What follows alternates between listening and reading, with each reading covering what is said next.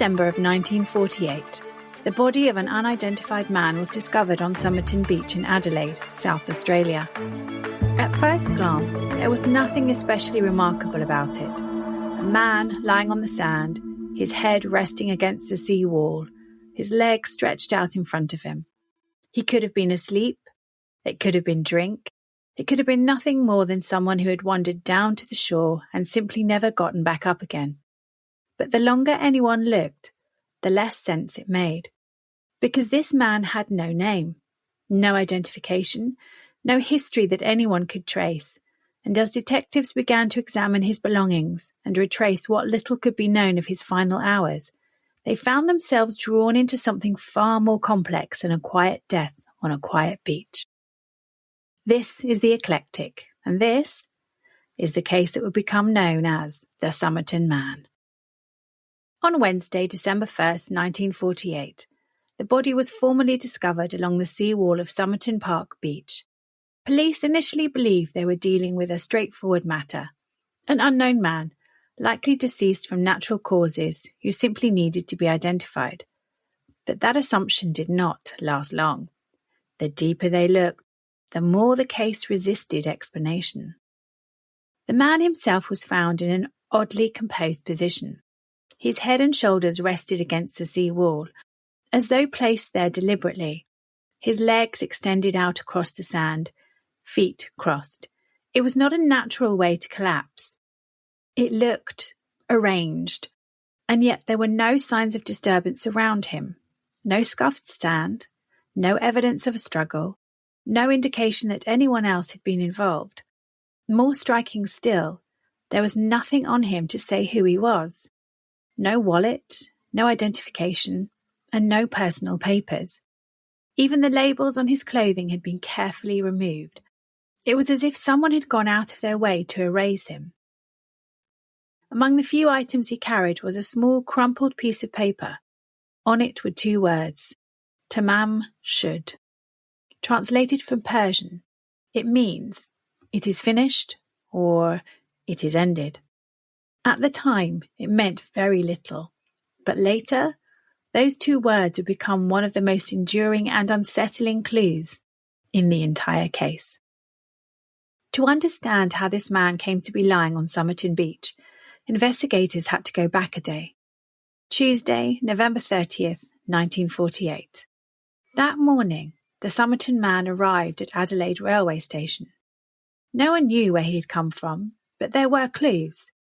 At approximately 11 a.m, he checked a suitcase into the station's cloakroom. The receipt was issued, though notably it was never found on his body later. The timing suggested he had arrived on a train from Melbourne, the only major city service that matched his arrival window. Police reasoned that if he had come from a smaller town, his presence with a suitcase would likely have been noticed. From Melbourne, he could arrive unnoticed. After checking in the suitcase, he purchased a train ticket to Henley Beach. It was a one-way second-class ticket, though in reality that distinction meant very little. There was no first class on that line. There were two trains he could have boarded, one at 10:50 a.m. and another at 11:51. He boarded neither. When his body was later searched, that ticket was still in his pocket, unused. Instead, something had changed.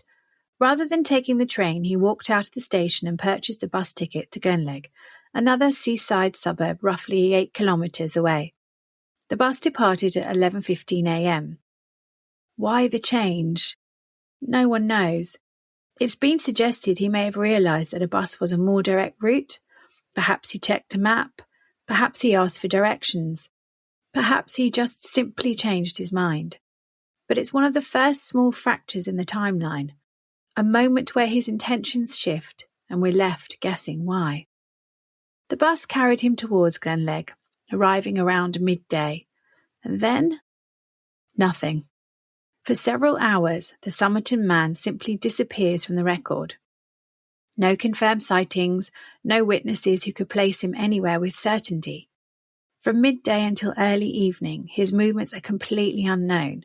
It's anyone's guess. It's a gap in time that has never been filled. The next confirmed sighting came at approximately 7:15 p.m. A local businessman, John Lyons, was walking along Somerton Beach with his wife as the sun began to set. They saw the man lying on the sand, dressed in a suit, head against the sea wall, alive. As they passed, the man made a small movement, raising his right arm before letting it fall again. It was enough to suggest he was conscious, but not enough to raise alarm.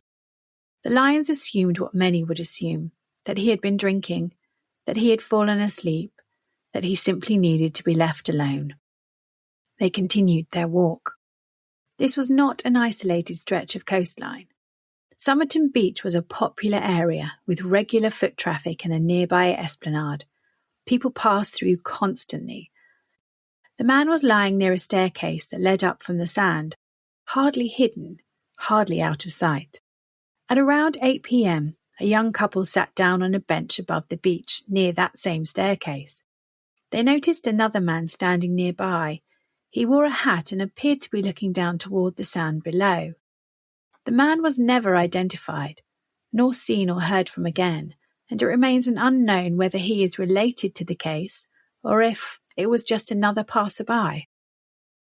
The couple followed his gaze and could see the legs of the Somerton Man stretched out on the beach, though the staircase obscured his upper body. They watched for a time. They didn't see the figure move on the sand, but they thought he may have shifted positions slightly at one point, but nothing definitive. Eventually they left. No one intervened. No one checked on him, and the unknown man in the hat disappeared just as quietly as he had appeared.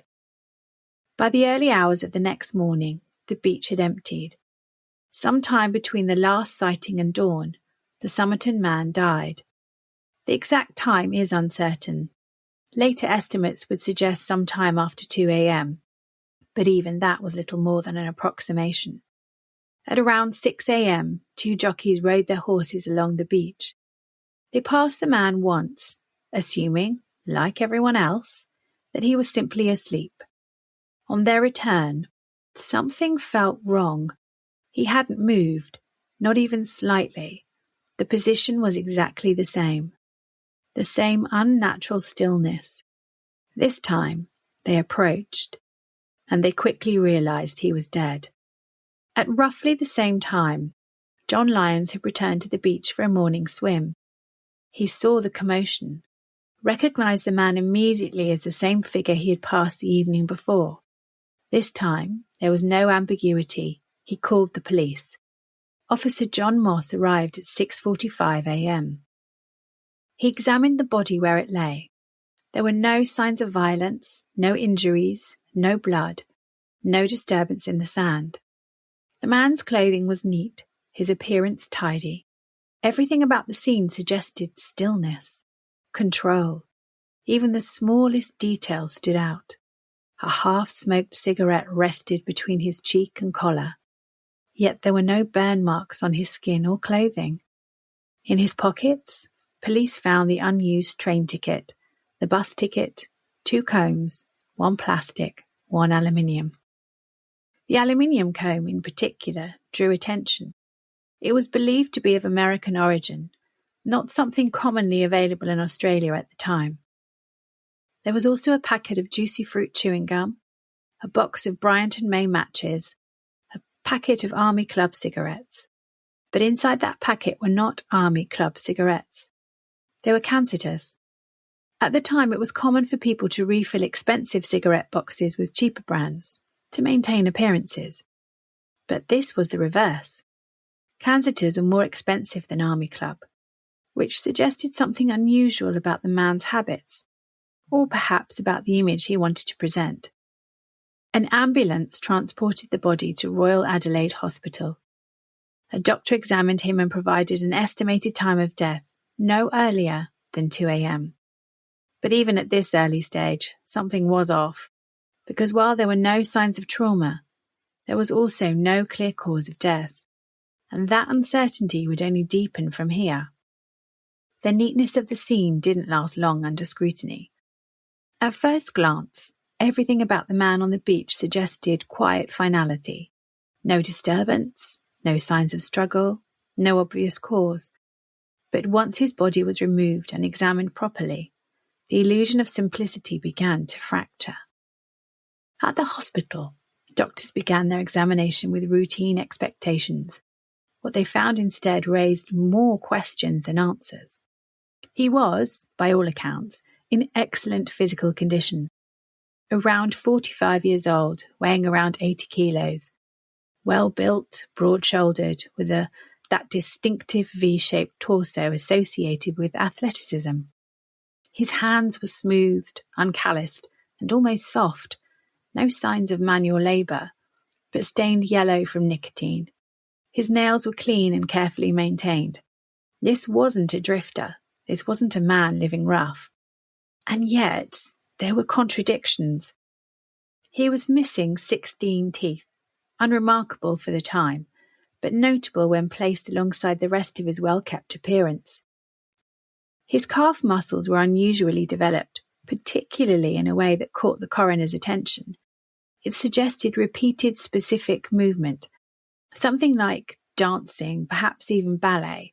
Not proof of anything, but a detail that didn't quite fit neatly anywhere. Then, there was his internal condition. His spleen was enlarged, 3 times its normal size. That pointed to some form of underlying illness. Infection, inflammation, possibly something more serious. It suggested that whatever happened to him on that beach may not have been entirely sudden. But even if that didn't explain what had actually killed him. Because when the coroner looked for a cause of death, there was nothing obvious. No signs of foul play, no trauma, no internal injury consistent with violence, no sign of heart disease severe enough to cause sudden death. It was initially believed to be natural causes, and yet something wasn't right. That's when the focus shifted. If it wasn't natural, then it had to be something else. The internal organs told part of the story. His stomach, liver, and kidneys were congested with blood, an unusual finding. Not unheard of, but not typical of a natural death either. It was a kind of presentation sometimes seen in cases of poisoning. So samples were taken, sent away, tested, and the explanation was simple. Confirmation. But the results came back empty. No common poison was detected. Dr. Robert Cowan, the chemist responsible for the toxicology, was clear in his assessment. If poison had been used, it wasn't something ordinary. It wasn't something easily identifiable. In fact, he suggested that if poison was involved at all, it was something rare, something that either broke down quickly in the body or left no detectable trace. And that opened the door to something far more unsettling. Because if a man could be poisoned without leaving evidence, then how do you prove it ever happened? There were theories, even then. Substances that metabolized rapidly, compounds that vanished before detection was possible, especially given the limitations of forensic science in 1948. And there was another complication. No sign of vomiting. In most poisoning cases, especially those involving ingestion, the body reacts violently. But there was nothing at the scene to suggest that. No disturbance in the sand, no evidence he had been sick. Unless it had happened somewhere else. And that possibility lingered, because the beach itself told a very specific story. There were no footprints indicating a struggle. No drag marks. No sign he had been placed there. He appeared to have walked to that exact spot, sat down, and died. By this point, the investigation had shifted entirely. This was no longer a case of natural death. But determining whether it was suicide or murder, that was something else entirely. And the deeper detectives dug, the stranger it became. Because when they began examining his clothing more closely, they discovered something that felt deliberate. Every identifying label had been removed, not just from his suit, but from all of his clothing, carefully cut away, systematically. Whoever this man was, there was a clear effort, either by him or by someone else, to ensure he could not be identified. And that raised a question that would hang over the entire case. Why go to such lengths unless you had something to hide? The absence of identity forced investigators to look elsewhere, back to the railway station, because by now they knew he had arrived in Adelaide the day before his death. They knew he had checked in a suitcase, but there was one problem. There was no luggage receipt on his body. Still, police checked the cloakroom, and there it was, an unclaimed suitcase left behind. It had been checked in on the 30th of November. The timing matched, the location matched, and once it was opened, the connection became undeniable. Inside, they found clothing consistent with what he had been wearing, items that matched in size, style, and even thread. This was his, but just like the clothes on his body, something was off. The labels had been removed here too, not just one or two, but nearly all of them. Again, deliberate, again, precise. Inside the case was a fairly ordinary collection of belongings. A dressing gown, slippers, underwear, shirts, trousers, a coat. Everyday items. Nothing that immediately stood out. Toiletries, a razor, a toothbrush, a shaving brush, tools, scissors, a knife, a screwdriver. All small, all practical things.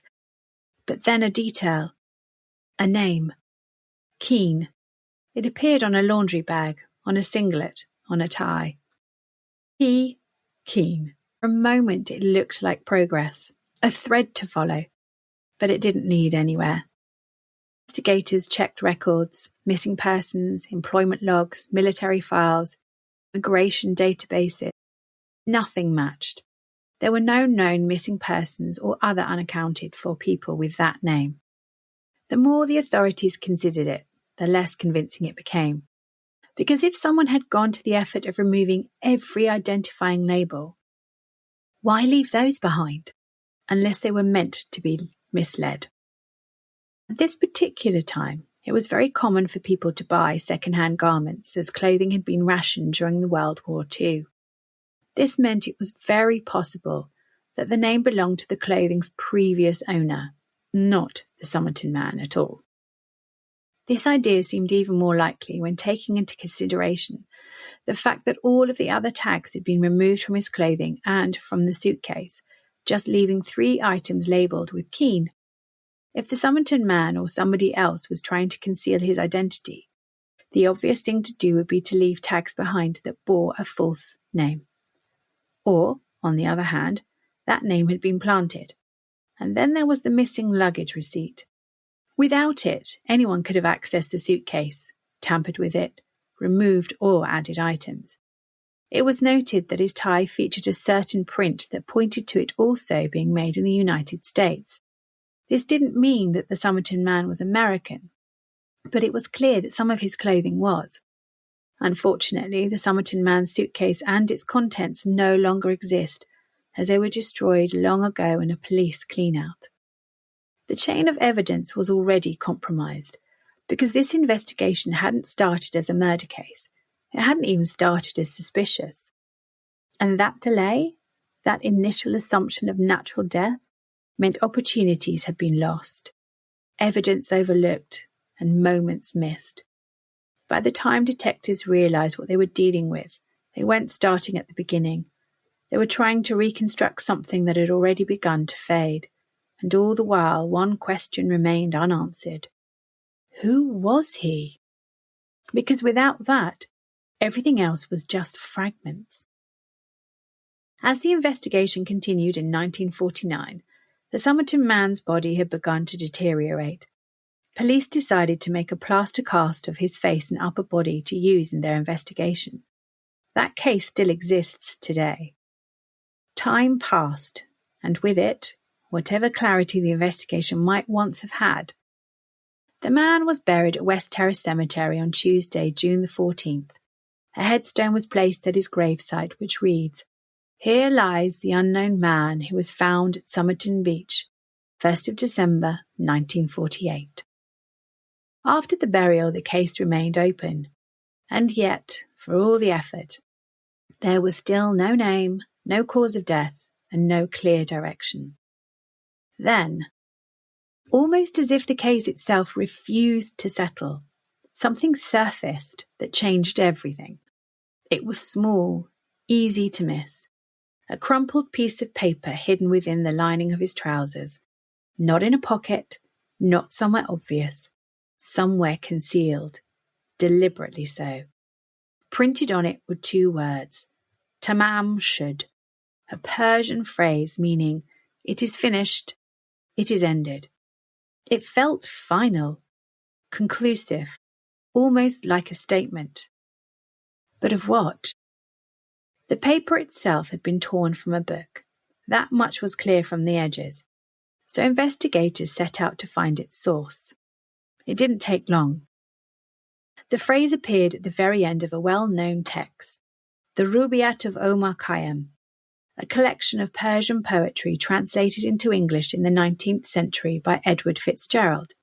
This translation is the most well-known.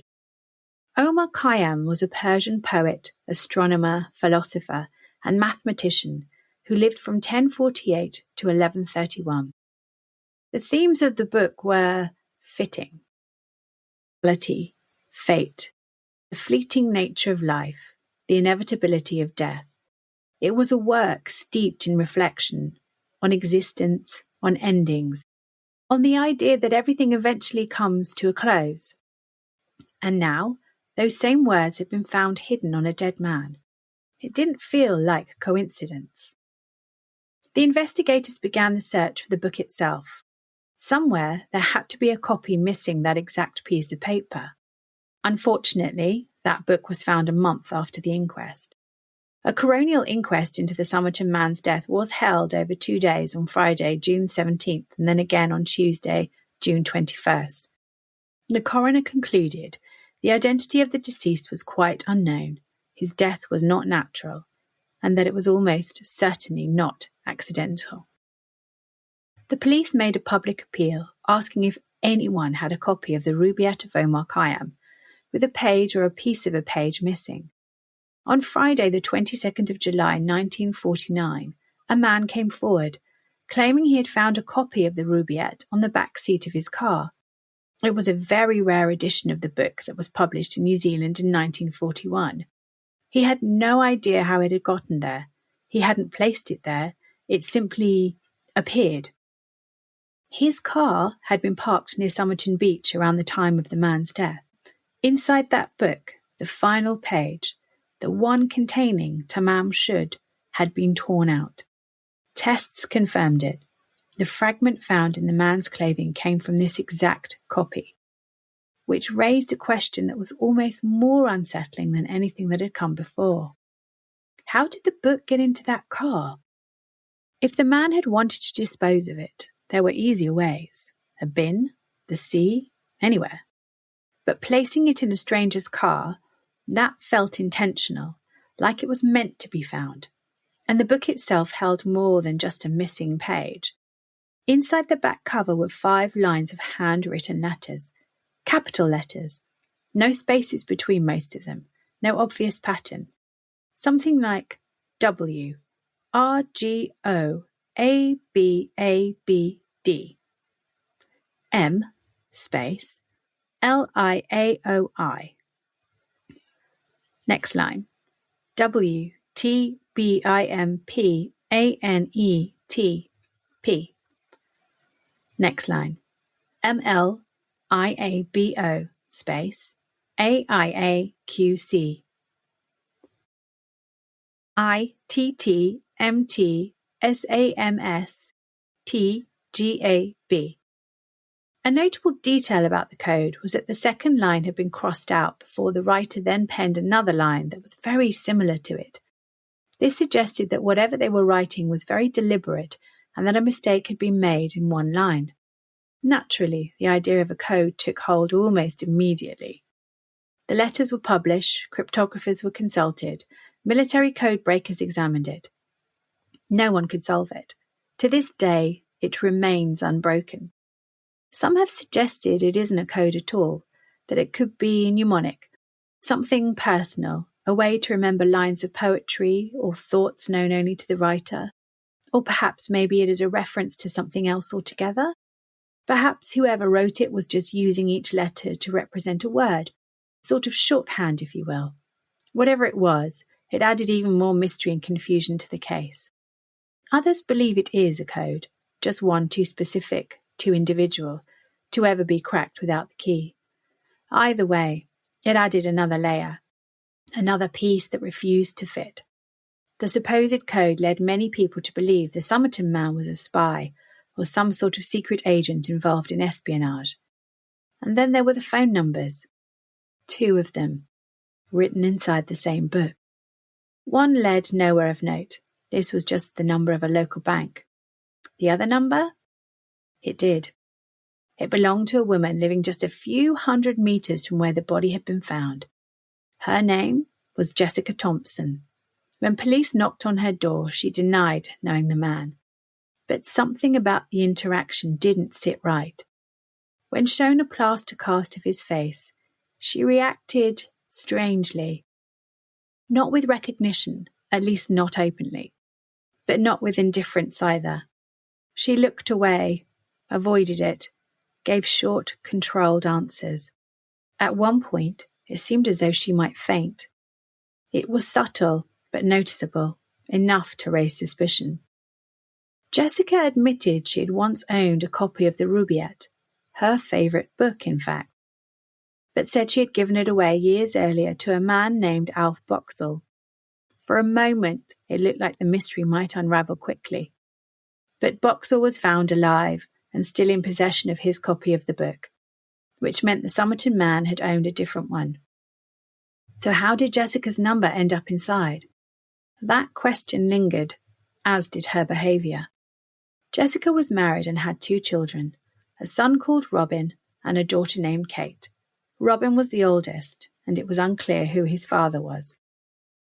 She requested that her name not be released as she didn't want any embarrassment to come to her family due to speculation that she might be linked to the Somerton Man.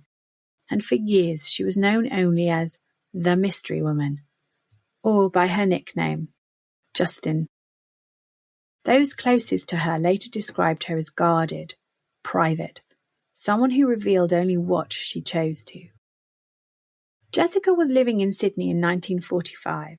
She was training to be a nurse at the Royal North Shore Hospital. She spent evenings at the Clifton Gardens Hotel in Sydney, which was frequented by military servicemen at the time. It was during this time that she met Alf Boxall. They spent a few nights together, talking and sharing drinks before Alf was put back on active duty for the war. As a parting gift, Jessica gave him a copy of her favourite book of poetry, Rubaiyat of Omar Khayyam. Jessica left Sydney soon after that without completing her nursing exams.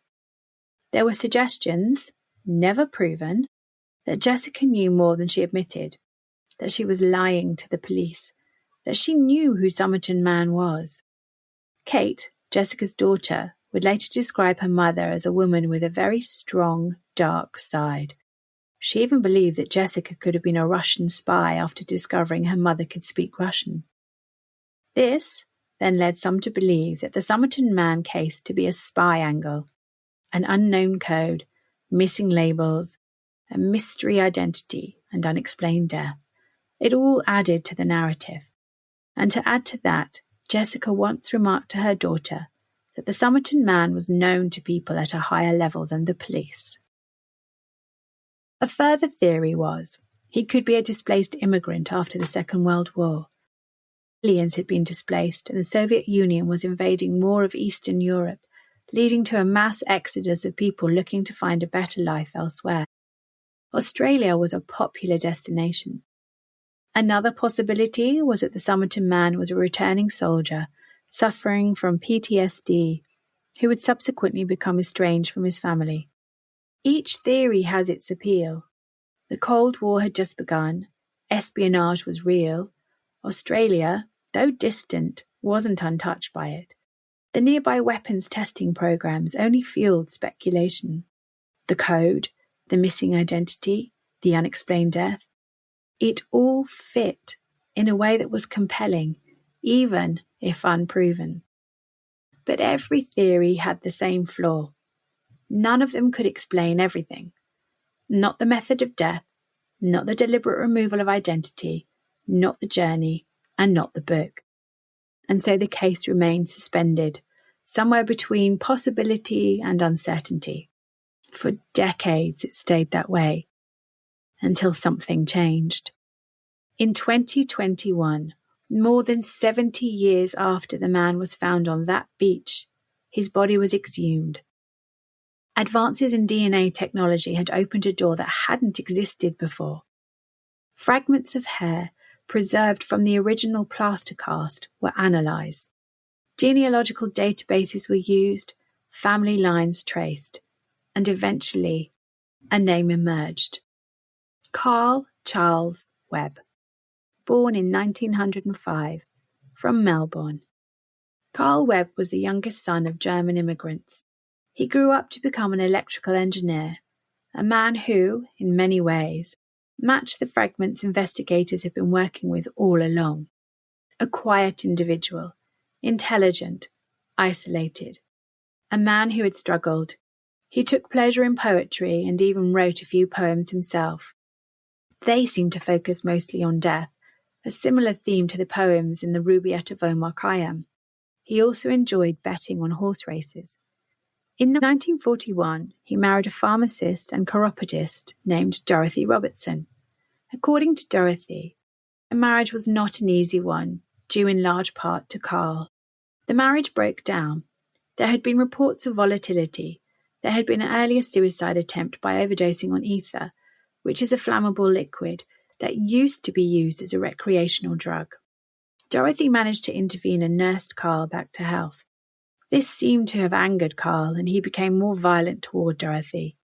By September 1946, Dorothy had left Carl, fearing for her own life, and by 1951, she obtained a divorce citing desertion. Carl stayed at the couple's home for a while before leaving in 1947. After 1947, Carl had simply disappeared. Until now. The identification answered one question, but it didn't solve the mystery. Because knowing who he was didn't explain why he travelled to Adelaide, or why he removed every trace of his identity, or why he carried those words, Tamám Shud, hidden on his person. It didn't explain the code, or the book, or Jessica, and it didn't explain how he died. Even now, that remains uncertain. Poison is still considered likely, but it's unproven. Suicide remains possible, but not confirmed. Murder? Still on the table. The truth is, the case hasn't been solved. Not completely. What it has become instead is something else. A story built from fragments. A man without a name until he had one. A trail of clues that feel deliberate but refuse to resolve. And at the centre of it all, a simple phrase. It is finished. But for this case, it never really was. If you found this story compelling, please follow, rate, and share the show. It helps others discover these deep dives into the stranger corners of history. And if you have a family legend of your own, half truth, half ghost story, I'd love to hear it. This has been The Eclectic. Stay curious, stay compassionate, and as always, stay eclectic.